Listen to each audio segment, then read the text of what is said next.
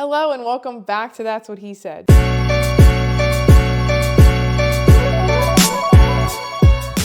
Today I want to kind of combine two different things I've been thinking about, but I promise they tie in together.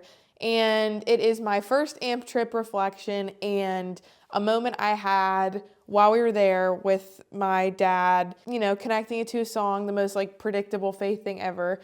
So I want to talk about that whole concept and Zion, and I know I've talked about it. I think it was one of my first episodes I talked about Zion with my dad. So just coming back to that, revisiting it, especially as we get towards the end of the year and reflections and all of those things. Let's get into it. First off, I should say, every time I go to a national park, since it's my dream to go to every national park in the US, my goal and hope is to have a song for every park that I go to. So when my dad and I first went to Bryce Canyon National Park, we had Gyra by, I think, Maverick City Music. And when Mike and I just went to Shenandoah, it was When I'm With You by Ben Rector. So I have a song for each national park. It is one of the more faith-coded things you could possibly do, or I could possibly do. And so it was no different when we went to Zion recently at the beginning of the month. And we went on our AMP trip to Zion, which was literally the coolest thing ever.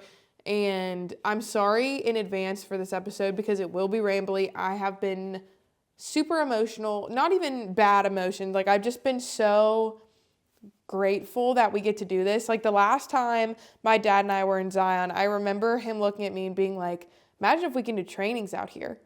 And I was like, yeah, imagine. I didn't even think anything of that, and I never thought that it would be as big as it is now for us, and how important that is to our company and how we can continue to grow that. So it was so cool to have that full circle moment of oh my gosh, we're here in this idea that you had 5 years ago, or 4 years ago, however long it was, to now be able to do that with the people we love the most and get to invest in people and do trainings out there. We literally did life talks in the middle of Springdale. That blew my mind because I'm this is truly my dream that I didn't even know could happen. And it's because of my dad's belief in making things happen, his work ethic, his drive, and all the things that I've talked about that really made AMP happen. And we couldn't have done it without Caleb. So Caleb being that initial, I feel he was the flame under us a little bit, hey, this could really happen. Let's do this. So I think being there with that reflection the whole time already made me emotional. And it was pretty big trip for me. I have been there. This was my third time going. So we went when I was 10 and then 20. And now that I'm 24, we went.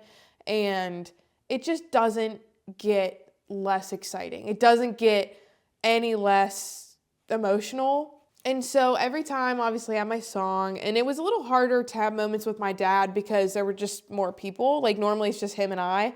So seeing other people there, especially we had a lot of family there. Literally everyone was family on our trip pretty much. And if they're not labeled family, they're close enough to us that I would consider them family. So for us, to be able to be there with these people that are so close to us and everything, it was great. I just didn't get time with my dad. So I was really trying to find a way to connect with him. And even if he wasn't standing right there, we weren't talking out. I just wanted to make sure that I still remain grateful for his influence on my love for national parks, my love for Zion. So the last day we were there, so we did Angels Landing the first day, which was incredible. My favorite day hike by far. It was just breathtaking. So we did Angels Landing the first day. The second day we did the Narrows, which I've been to before, but my dad and I decided that instead of going, there's this opening thing where it's you can go to the left or you can go to the right. And my dad and I, last time we were there, we went to the left. So this time we went to the right with everyone, and it was super cool. And we got to wear the bibs and stuff, and it was perfect. It was just so cool. But the last day we were there, we did one that I have never done, which was the subway. So the subway is 30 minutes away from your average or your touristy hikes. I hate to say that, but your touristy hikes in Zion. So it's about 30 minutes or so from there. And I had never done it. I had no idea what to expect. A lot of us didn't. It was just Caleb and my dad that had done it. And we're going down this steep, and I cannot stress it enough, steep, very steep hill. And the whole time I'm like, crap, my knees suck. But also I was like, okay, like if we're coming down this way, the only way back up is the haul of that. So the whole time just like, oh my gosh, like we're going to have to climb this whole thing again. So we did, I don't even know, maybe like 10 miles. Caleb, I'm sorry if that's wrong. But we did a lot of miles. It was literally like nonstop rock playground. Like it's literally like you're pulling yourself up and you're shimmying in crevices and you're like jumping from one side of the stream to the next. And like it was nonstop. It was so hard on the body, but like so fun. And we luckily had such a strong group of people that went with us. We went pretty early, so it was a little chillier, which was nice. And then we came back and it was not chilly, which was still nice, but just like it was a little warmer. So we are going up the hill and I like to be in the front. You could consider that my PI, that I don't like to wait. I don't like to be in the back. I like to lead. So I was like hauling butt up that mountain again. So we came down, it's literally like, you're like that. And so then we're going back up. It's like, and it's not super sturdy. So like you had to grab onto rocks. And so it's like Eric Walls was in front of me and then he gets up there, I get up there, Mike and I get up there. I think Sarah and my mom get up there. And I look back and it's like my uncle and my cousin and Caleb and my dad. So I'm like, okay, like I have enough time to kind of reflect. So I put my AirPods in, I sat on like the edge of one of the rocks and I was just like, okay. So my ritual with this, if you guys ever want to do this and be a little weird, be faith-like, I guess, I shuffle all of my songs. So all of my like songs, I have, if you know me at all, I have very, very specific playlists for moods and emotions and colors and whatnot. I shuffle my music 3 times. And the song that I get on those 3, after that 3 shuffle is like my song to like sit with, just be in nature with. And so, you run the risk of like, is it going to be a dumb song or is it going to be something like monumental? Like I have like 3,000 saved songs and obviously I've never gotten the same one twice yet, but I've also only been to like 5 out of the 63 national parks in the US. So there may be time. I'll keep you updated there. So I'm sitting there and I shuffle my songs and I get Standing on Your Shoulders by Ben Rector. And 1, not a surprise that it's a Ben Rector song, but 2, this song is such a perfect example of everything I was trying to do on the trip mentally with like my dad's influence and just reflecting and being in the moment, in the present, because it's not something I'm very good at naturally. So it sometimes takes effort. And I was listening to the song and I was just like, oh my gosh, like this is it. Like I immediately started crying. I cried like the whole trip because I was just like, I'm an emotional mess sometimes, guys. Can't lie to you.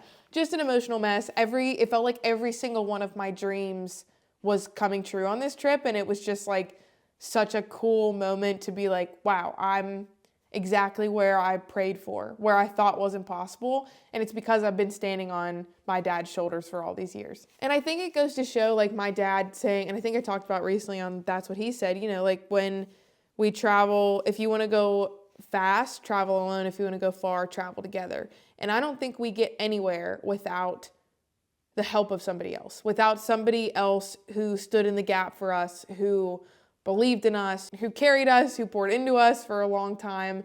And that's my dad. One of the lines that really stuck out to me in particular was one that goes, I hope you know that I'm everything I am because of you. Because I think, I'm not gonna get emotional, first off, faith.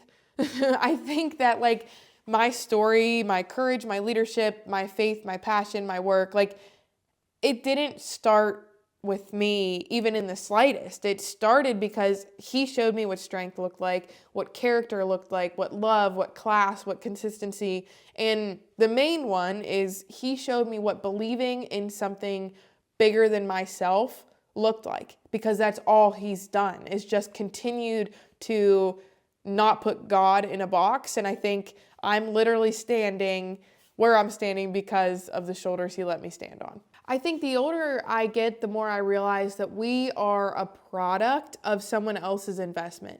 So someone else's time, their sacrifices, their wisdom, their courage, their late nights, their prayers, their belief, like all of those things, the culmination of all of that from my mom and dad are the reason that I am who I am. Like when I get a compliment, it is a direct reflection of their work and their influence on me. And I think like going back to my dad's word of the year, which is generous, and I gave him a shirt at the beginning of the year that says generous stuff done based on our one core value, get stuff done.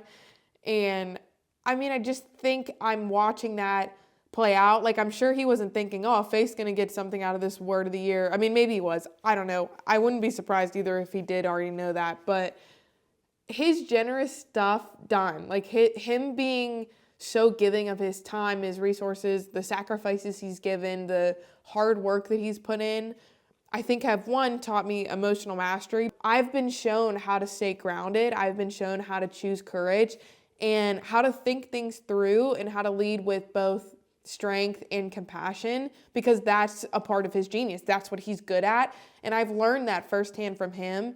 And I think he taught me this mindset of like believing in myself, and he taught me resilience not by preaching it, but by living it. And I think it's not to say anything or to discredit the things that I've worked hard to become and do and how I'm a little bit different in certain things than my parents, but I think it's just like when Ben Rector says, I want to be like you are, that's a legacy. It's not perfection, it's not pressure, just inspiration. Like I know that my dad has inspired me my whole life, and such a huge turnaround for me was Zion when I was 10, and now that I'm 24, it has only gotten stronger, and my dad has only gotten more impactful, and I think his legacy just continues to refine itself in my soul and my heart and my thought patterns and everything that I do.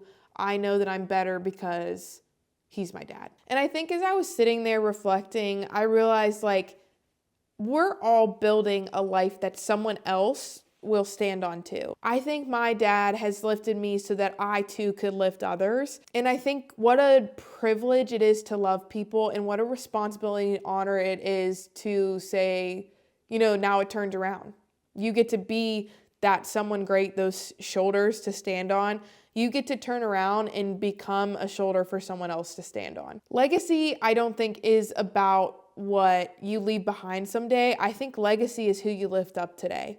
And the challenge I want to leave you with, the same one Zion and Ben Rector and my dad have all reminded me of. I want you to think about who you are standing on, or who you have stood on, who poured into you even when you didn't notice or appreciate it at the time, and who believed in you long before you believed in yourself. And this could be who believes in you. This could be present tense, and just reflect, be appreciative of that person, those people. I know that I've been reflecting a lot about the influences on my life, and I have such powerful women in my life that have supported me, my dad, the people that my dad has gotten to work with. I mean, even like Big Tree, like there are so many people in my life that have allowed me to stand on their shoulders, even if they didn't know it. And I think just realizing whose shoulders you've been standing on is super helpful. So that's something to reflect on.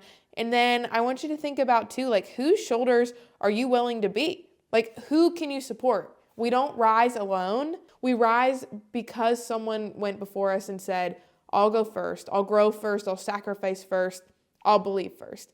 I had my dad for that. I hope you guys either have someone or can find somebody who's that. And I think my prayer overall is that my life becomes those shoulders. My life becomes the support, that someone doesn't have to rise alone because I'm there for them. And just like the canyon lifts the sky, my dad has lifted me.